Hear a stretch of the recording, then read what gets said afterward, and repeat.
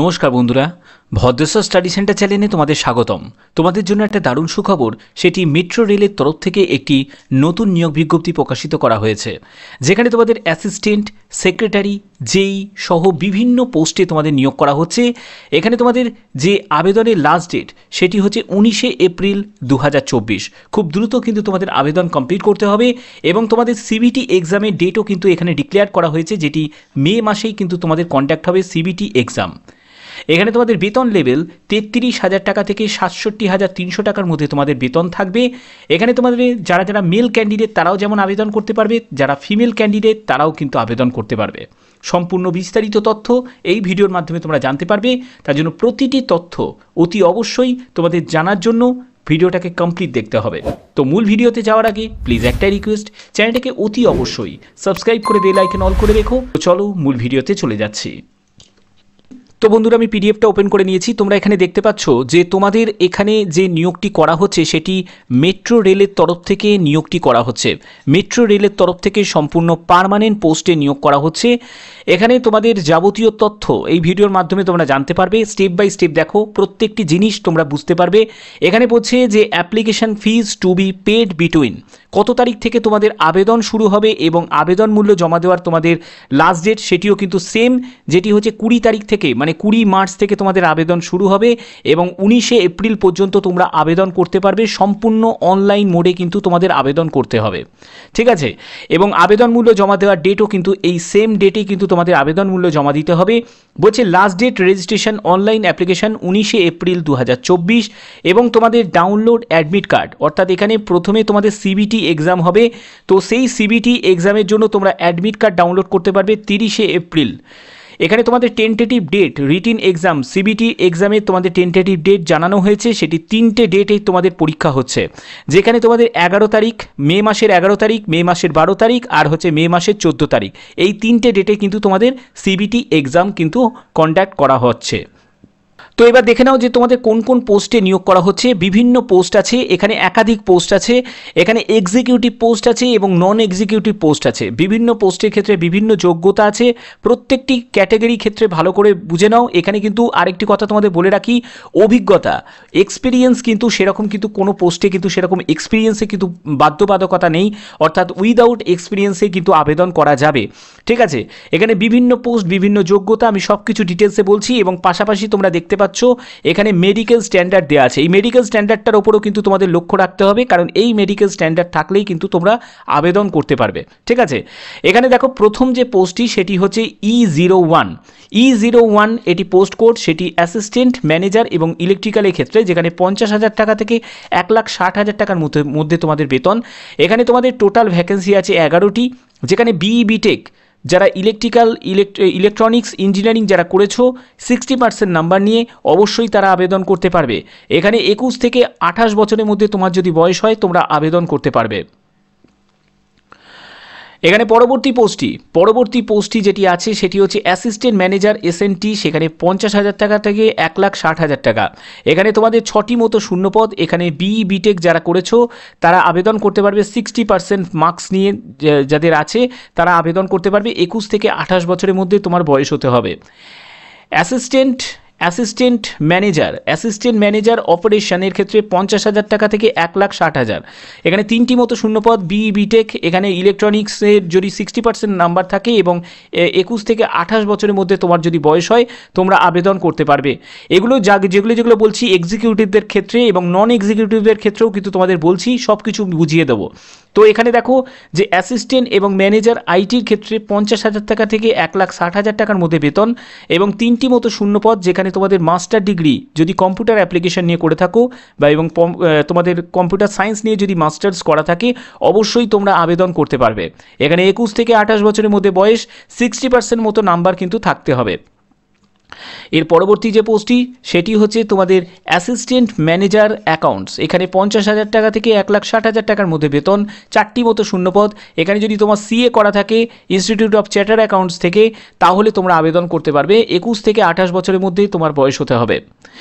এখানে তারপরে E06 এখানে অ্যাসিস্ট্যান্ট ম্যানেজার আর্কিটেক্টের ক্ষেত্রে 50,000 টাকা থেকে 1,60,000 একটি মতো শূন্যপদ। যদি তোমাদের বি আর্ক করা থাকে 60% নাম্বার নিয়ে অবশ্যই আবেদন করতে পারবে। 21 থেকে 28 বছরের মধ্যে তোমার বয়স হলে আবেদন করা যাবে। পরবর্তী পোস্টটি E07 assistant manager human resource, 50,000 টাকা থেকে 1,60,000 টাকা। MBA যদি HR নিয়ে করা থাকে বা PGDM যদি করা থাকে HR নিয়ে অবশ্যই 60% নাম্বার থাকতে হবে, তাহলে তোমরা আবেদন করতে পারবে 21 থেকে 28 বছরের মধ্যে তোমার বয়স। পরবর্তী পোস্টটি E08 assistant manager public relation, সেখানে 50,000 টাকা থেকে 1,60,000 টাকার মধ্যে তোমাদের বেতন, একটি মতো ভ্যাকেন্সি। এবং এখানে যদি মাস কমিউনিকেশন নিয়ে তোমার যদি মাস্টার্স করা থাকে জার্নালিজমে, তাহলে তোমরা 60% নাম্বার থাকতে হবে এবং 21 থেকে 28 বছরের মধ্যে তোমার বয়স হলে আবেদন করতে পারবে।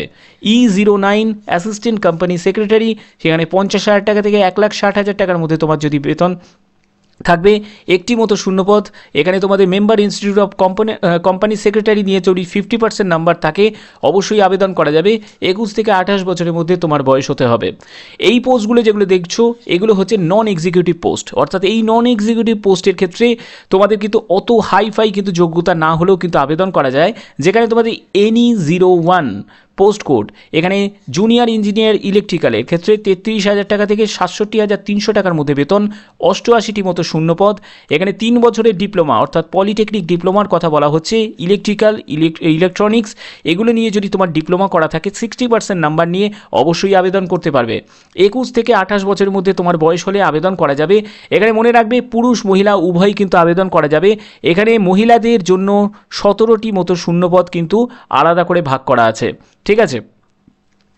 এখানে মেডিকেল স্ট্যান্ডার্ডটার ওপর ভালো করে লক্ষ্য করো। এখানে A1 ক্যাটাগরি মেডিকেল স্ট্যান্ডার্ড, অর্থাৎ চোখের ক্ষেত্রে কিন্তু রেল খুবই কড়াকড়ি, তো সেক্ষেত্রে তোমাদের এই মেডিকেল স্ট্যান্ডার্ড কিন্তু তোমাকে থাকতে হবে যদি তুমি আবেদন করতে চাও।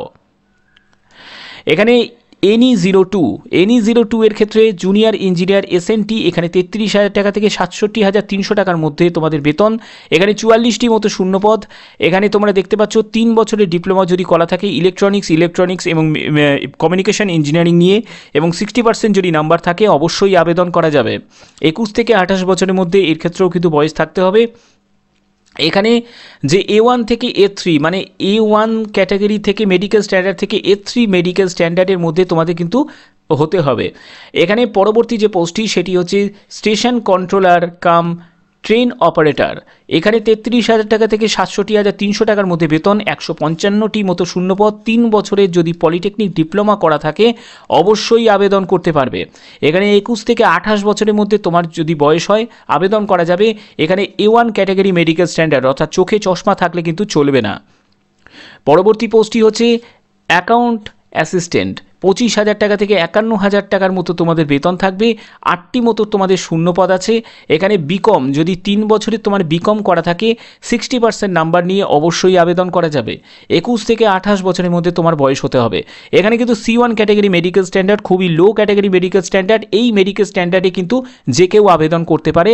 এখানে কিন্তু তোমাদের যে চোখের যেটা 6-12 আর 6-18 এই হচ্ছে তোমাদের স্ট্যান্ডার্ড। দুটো চোখের মধ্যে তোমাদের এই ভিশন থাকতে হবে, চোখে চশমা পরে অথবা না পরে। এখানে কিন্তু 4 ডায়োপ্টারের কোনো ব্যাপার নেই, তার বেশিও যদি চোখের পাওয়ার যদি মানে চশমার যদি পাওয়ার হয় অবশ্যই কিন্তু আবেদন করতে পারবে। মনে রাখবে C1 ক্যাটাগরি কিন্তু যথেষ্ট লো ক্যাটাগরি মেডিকেল স্ট্যান্ডার্ড। এখানে তোমরা যারা অ্যাসিস্ট্যান্ট পদের জন্য আবেদন করবে, এখানে দেখো তোমাদের 25,000 টাকা থেকে 51,000 টাকার মধ্যে তোমাদের বেতন থাকবে। 4টি মতো শূন্যপদ। এখানে তোমাদের যদি গ্র্যাজুয়েশন করা থাকে, যে কোনো শাখায় গ্র্যাজুয়েশন, আর্টস সায়েন্স কমার্স, তো 60% নাম্বার কিন্তু চাই, তাহলে কিন্তু আবেদন করতে পারবে। 21 থেকে 28 বছরের মধ্যে তোমার বয়স হতে হবে। পাবলিক রিলেশন অ্যাসিস্ট্যান্ট, এখানে 25,000 টাকা থেকে 51,000 টাকার মধ্যে তোমাদের বেতন থাকবে। 4টি মতো শূন্যপদ। এখানেও কিন্তু তোমাদের bachelor degree mass communication journalism নিয়ে চাওয়া হয়েছে এবং 60% নাম্বার। 21 থেকে 28 বছরের মধ্যে তোমার বয়স হতে হবে। পরবর্তী পোস্টটি সেটি হচ্ছে মেনটেনার ইলেকট্রিক্যাল, এখানে 19,500 টাকা থেকে 39,900 টাকা। 78টি মতো শূন্যপদ। এখানে যদি তোমার ITI করা থাকে NCVT বা SCVT থেকে ইলেকট্রিক্যাল ট্রেড নিয়ে 60% নাম্বার নিয়ে অবশ্যই আবেদন করা যাবে। 21 থেকে 28 বছরের মধ্যে তোমার বয়স হতে হবে।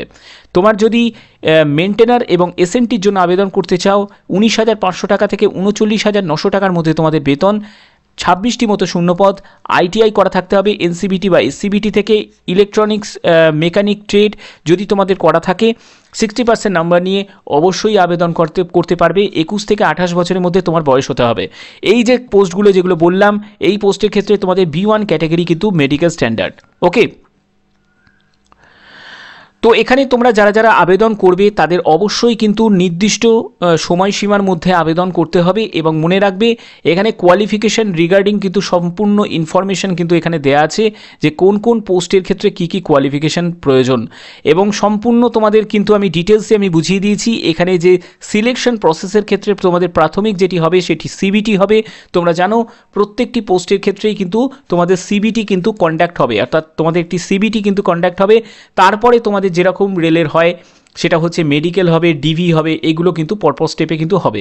এখানে মেডিকেল এক্সামিনেশনের ক্ষেত্রে কিন্তু কিছু ইম্পর্টেন্ট কথা বলা হয়েছে, যেখানে বলছে job of station controller and train operator, যে পোস্টটা তোমরা দেখতে পেয়েছো সেই পোস্টের ক্ষেত্রে কিন্তু high standard of medical fitness, অর্থাৎ সেখানে কিন্তু মেডিকেল ফিটনেসের ওপর কিন্তু জোর দেওয়া হবে, যেখানে 6 মেডিকেল স্ট্যান্ডার্ড থাকতে হবে। 6 মানে হচ্ছে চোখে চশমা কোনো রকমভাবে থাকলে চলবে না, এবং চোখের কোনো দৃষ্টিজনিত কোনো সমস্যা কিন্তু থাকলে চলবে না, তাহলে কিন্তু এখানে আবেদন করতে পারবে না। ওকে, এই ব্যাপারটা কিন্তু এখানে মেনশন করা আছে। এবং তোমাদের বলছে candidate having undergone LASIK surgery not suitable for any post. কোনো পোস্টে তোমাদের যদি আবেদন করো এবং তোমাদের যদি কোনো ল্যাসিক সার্জারি করা থাকে, চোখের কোনো সার্জারি করা থাকে, তাহলে কিন্তু আবেদন করা যাবে না। কিন্তু কোন পোস্টে আবেদন করা যাবে সেটি কিন্তু বলা আছে, যেটি assistant manager HR, assistant company secretary, assistant manager public relation, assistant manager architect, assistant manager IT, account assistant, PR assistant, office assistant HR। এইসব পদগুলোর জন্য তোমরা যাদের যাদের চোখের সমস্যা আছে বা চোখের যাদের সার্জারি করেছো তারাও কিন্তু আবেদন করতে পারবে। ক্লিয়ার ব্যাপারটা? রিটেন টেস্টের ব্যাপারটা ক্লিয়ার করি। দেখো তোমাদের সিবিটি এক্সাম হবে, প্রথমেই আমি বললাম সবকটি পোস্টের জন্য কিন্তু তোমাদের সিবিটি থাকছে, যেখানে তোমাদের question paper will be by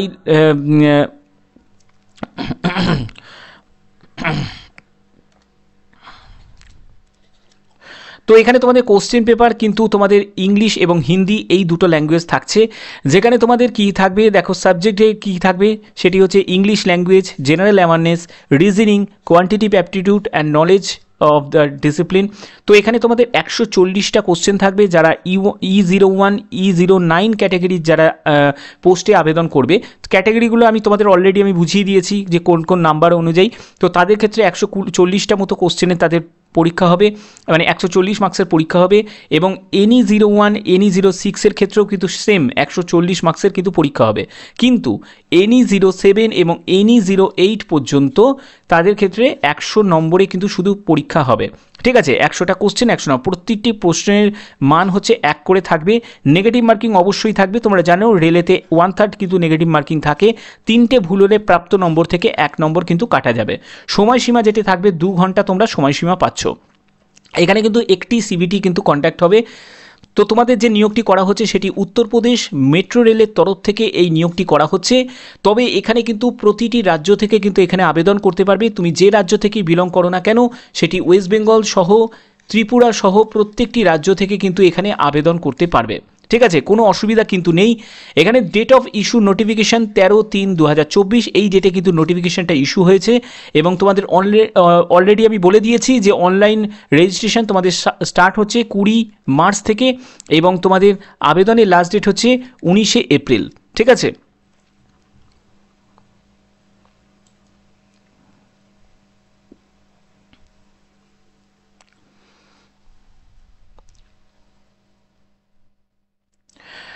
তো এখানে দেখো যে তোমরা যারা যারা আবেদন করবে তাদের ক্ষেত্রে অনেকের প্রশ্ন থাকতে পারে যে স্যার এক্সাম সেন্টারটা কোথায় পাবো। তো এক্সাম সেন্টার যেহেতু এটা ইউপি মেট্রো রেলের তরফ থেকে এই নিয়োগটি করা হচ্ছে, কিন্তু যে কোনো রাজ্য থেকে আবেদন করা যাবে। তো সেক্ষেত্রে তোমাদের এখানে কিন্তু যে সিবিটি এক্সাম যেটা কন্ডাক্ট হবে তার এক্সাম সেন্টার আগ্রা, আলিগড়, বারেলি, গাজিয়াবাদ, গোরখপুর, ঝাঁসি, কানপুর, লখনৌ, মথুরা, মিরাট, তারপরে হচ্ছে মোরাদাবাদ, মুজাফফরনগর, তারপরে নয়ডা, প্রয়াগরাজ, বারাণসী, অযোধ্যা, বাস্তি, তারপরে হচ্ছে শিলাপুর, এই সব জায়গায় মানে ইউপির বিভিন্ন সিটিতে কিন্তু তোমাদের এই এক্সাম সেন্টারটা কিন্তু থাকবে। ঠিক আছে, যারা যারা আমার এই ভিডিওর মাধ্যমে, এটাই আমার উদ্দেশ্য যে তোমাদের কাছে সব ধরনের চাকরির নোটিফিকেশান যেগুলো যে কোনো রাজ্য থেকে আবেদন করতে পারবে সেরকমই কাছে তোমাদের কাছে তুলে ধরা। আবেদন করা বা না করা সম্পূর্ণ তোমাদের একটা ব্যক্তিগত ব্যাপার।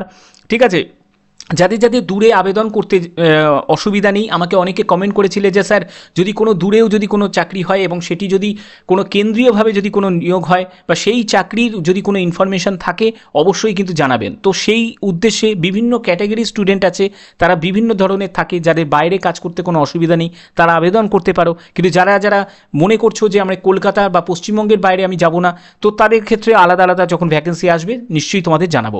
তো এখানে দেখো যে তোমাদের আবেদন করতে গেলে তোমাদের কি কি ডকুমেন্টস তোমাদের লাগবে। ডকুমেন্টসের ব্যাপারগুলো কিন্তু তোমাদের আপলোড করতে হবে, যেগুলো সেটা হচ্ছে তোমাদের পাসপোর্ট সাইজের ছবি, এগুলো কিন্তু স্ক্যান করে আপলোড করতে হবে। তারপরে আধার কার্ড এগুলোও লাগবে, ফটো আইডেন্টি প্রুফের জন্য। ঠিক আছে, এইগুলো কিন্তু তোমাদের লাগবে এবং মনে রাখবে যখন তোমাদের ডিবি হবে এগুলো কিন্তু তোমাদের ক্যারি করতে হবে। তো এখানে দেখো এজ রিল্যাক্সেশনের ব্যাপারটা এখানে ক্লিয়ার করে দিই যে 5 বছর age relaxation SC ST OBC, কিন্তু তারা যারা ইউপি ক্যান্ডিডেট মানে ইউপির বাসিন্দা তারাই কিন্তু এই রিল্যাক্সেশনটা পাবে। কিন্তু তুমি যদি ওয়েস্ট বেঙ্গলের বাসিন্দা সেক্ষেত্রে তোমাকে SC হও, ST হও বা OBC হও, তোমার কিন্তু কোনো ছাড় কিন্তু নেই, সেটা এজের ক্ষেত্রেও নেই এবং ফিজের ক্ষেত্রেও নেই। অর্থাৎ তোমাকে কিন্তু অ্যাজ একটা জেনারেল ক্যান্ডিডেট হিসাবে কিন্তু আবেদন করতে হবে, এই কথাটা কিন্তু তোমাকে মাথায় রাখতে হবে। তার জন্য আমি যখন তোমাদের এজ লিমিটটা বলেছি সেক্ষেত্রে কিন্তু তোমাদের রিল্যাক্সেশনের কথাটা আমি তার জন্যই বলিনি যে তোমরা যারা যারা আবেদন করবে সেটি তুমি SC ST OBC যে ক্যাটাগরি থেকে হও না কেন, তোমাকে অ্যাজ UR হিসাবে কিন্তু ওখানে ট্রিট করা হবে। ঠিক আছে, UR ক্যান্ডিডেট হিসাবে তোমাকে আবেদন করতে হবে। যদি আবেদন করতে চাও অবশ্যই আবেদন করতে পারো। এখানে তোমাদের আবেদন মূল্য কত টাকা লাগছে দেখো, অ্যাপ্লিকেশন ফিজ।